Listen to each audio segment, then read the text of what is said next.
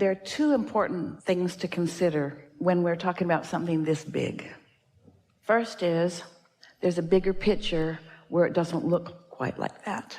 From the big picture, you're coming and you're going, and the death experience isn't what people think it is, and people have pushed so hard against death for so long that every death looks awful to them, no matter how uneventful it is to the person that's having it. In other words, there's that, and we know that you're not getting that from us in the way that we would like you to, but there is that.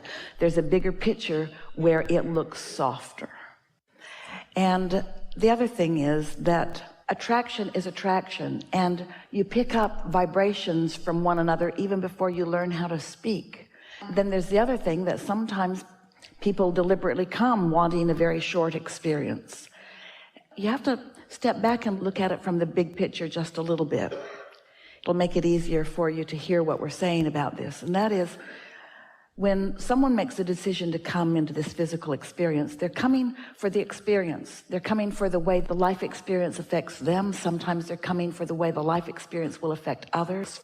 Because you're eternal, and 2 years in this life experience is 80 or 90 years in this life experience is but a spattering of who you really are. And so when you're looking at it from that broad perspective, it doesn't look the way it looks from your physical human perspective. You might ask, why is anyone willing to come into these physical bodies and endure the injustices and the discord of this time and place? Well, you come because you know that the variety will cause you to ask for more, and you know the majority of those who are living on the planet at any point in time are not experiencing that thing that you call tragedy. It is a small experience, and the most important thing that we want to say about it is that no one is being punished by the tragedy, and no one has done something wrong, and that's why they're living the tragedy. Even in this conversation where we're talking about the law of attraction and the science of deliberate creation, we would never want to imply that someone making their transition in some way did something wrong. You're not going to like this analogy at all, but we're going to give it to you anyway, because it's shockingly ridiculous and therefore may be helpful. When Jerry and Esther first moved to San Antonio, they got chickens, and they loved their chickens. They named their chickens. They even knew which chicken laid which egg. And Jerry built a little ladder for them so they could put themselves to bed at night, and the chicken coop had a diving board on it so they could let themselves out in the morning, because often Jerry and Esther weren't there, so they had to sort of safely tuck themselves away from the raccoons and the possums at night and be able to get out in the morning. It was quite ingenious what he invented. And one day the neighbor's dog got into the chicken yard and killed some chickens and hurt some others, and it was really upsetting to Esther. In fact, it was the only time she was not able to access us because she was so distraught. And finally, when she was able to hear us, we said, focus on the chickens that aren't dead. Now, that sounds really ridiculous, we know. That sounds like really a cold-hearted thing to say. But what are you going to do? What are you going to do? Are you going to hold yourself? This is the whole message that we're offering all of the time. You live in a variety of circumstances, and the more you are able to look at things the way your inner being does, then the more you're going to be able to close the gap between the separation that you invoke when you think about things in the way that your inner being doesn't. So when you think death is tragic, you've got a bone to pick with your inner being who will never see it that way.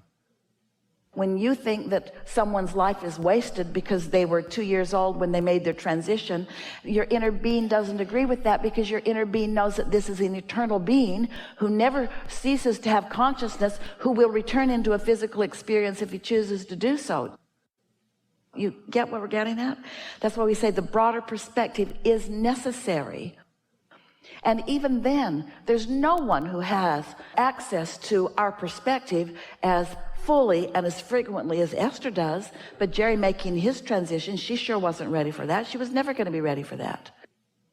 She was so mad at him for making that his decision. She thought he should do what she wanted him to do.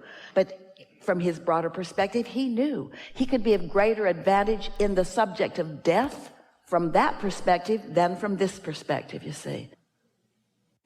And while Esther thought it was the end of the world, it sure wasn't. And when she thought it was the end of Jerry, she knew better because she'd heard it. But when she realized that he's everywhere, in fact, he's more present with her than he was when he was in one end of the bus and she was in the other end of the bus. There is no death. There is no death. There is no death. There is no death. There is no death. There is no death. And so many people are so worried about themselves dying or somebody else dying that they don't really allow themselves to live. It would be such a wonderful relief if you could get your thoughts around this subject of your eternalness, so that when something like that happens, of course you want to continue to romp and play with them in the way that you have been. We are not saying that you are wrong in your emotions. We're just saying, what are you going to do? Everybody you know is going to die, and some of them before you're ready. Some of them not soon enough.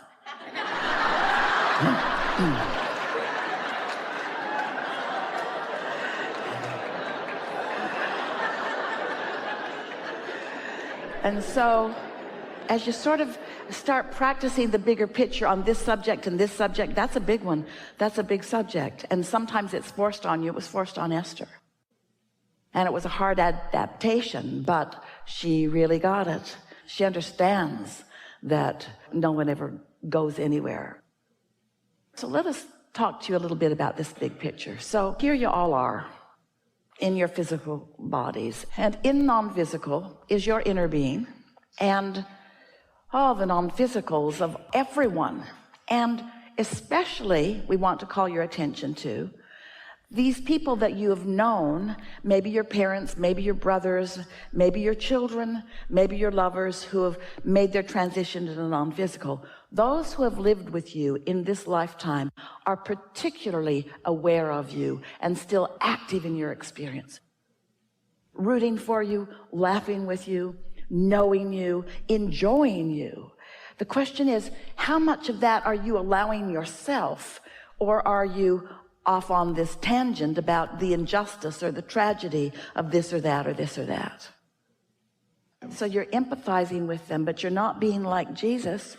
When you feel like that, you've joined them in their pain, so you have nothing for them. But if you can reach this place where you know for sure, especially if they're detached a bit from you, if you know for sure that their loved ones are still aware, it's a really interesting time for humans around what you call your celebrations of death and funerals and that sort of thing, because there's such a pointed presence of non-physical energy around. And anyone who's teetering in the vicinity often receives some of it. And so there's extra clarity and strength and resolve and camaraderie and harmony that often happens around those settings. It's not because the non-physical energy is stronger at those times.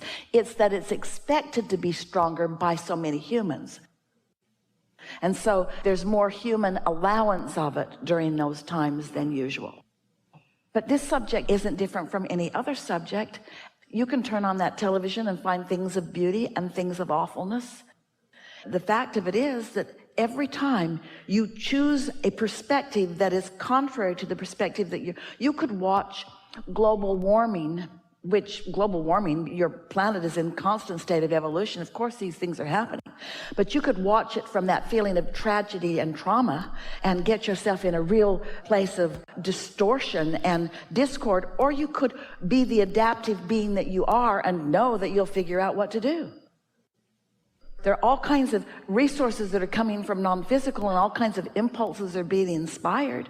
You could take any subject and find your inner being's point of view on it, or a discordant point of view on it, and feel either in alignment or not in alignment. And so we just want to say that even on this hardest of all subjects to converse about, that you have choices about the way you focus, and therefore choices about the way you feel. And the bottom line of all of it is that your inner being has a clarity on steroids opinion about everything that you are living. That opinion of source and revival and rejuvenation and renewal and life about every subject, every stick in the bag Your inner being knows. And so when you feel your emotion in that strong way, and you just simply say, well, I'm sure looking at this in a cattywampus way than what my inner being is. And then you say, I would like to know it from that point of view, because I sure don't like this pain, and I sure would like to be of value to the others. There is a fine line, isn't there, between being really joyful about life and really discordant about death. And it's really helpful to understand that it's life and life and all life and all life and all life. It's all life. It's all life. There's no ending to any of us ever. We just continue to evolve and expand. And you all have come into these physical bodies with a very clear intention of having been all of that, and to come and then to experience that here in physical form, where that can expand into more and more delicious manifestations. And what's the point of all of that?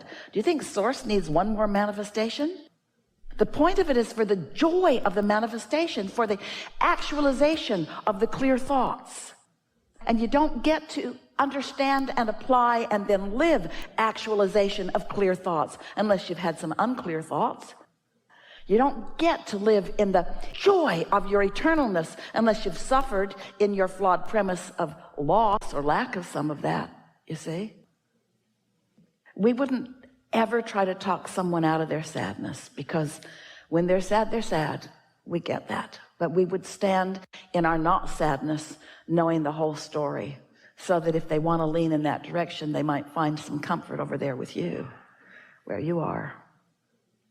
So we're just going to make this really strong statement, and that is, as a parent or a teacher, never get between someone you love and what their inner being knows about something. Never get between them and their true desire.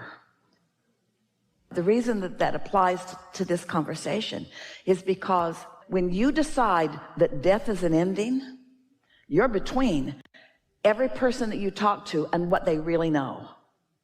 When you decide that what humans call physical death is a new beginning, it's a new beginning for everyone. You talk about a new segment where someone left the table. Someone left the table, but they didn't leave the party.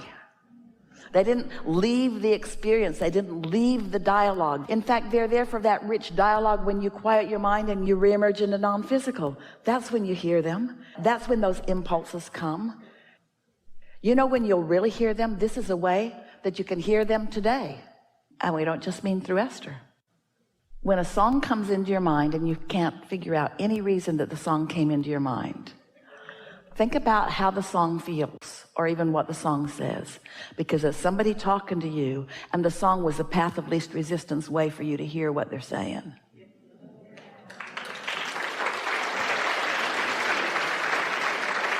As much as you like music, and as many songs have been written about everything, it's a big vocabulary. So when someone's got a message for you and you're on the brink, but you're not quite letting it in. Another way, birds. Birds are everywhere, and they are such willing messengers, and they will fly right in and look you right in the eye. And when they do, look at them and say, who are you? And you'll know in the moment that you ask the question who it is that's right there saying to you, hey, remember me? Not dead.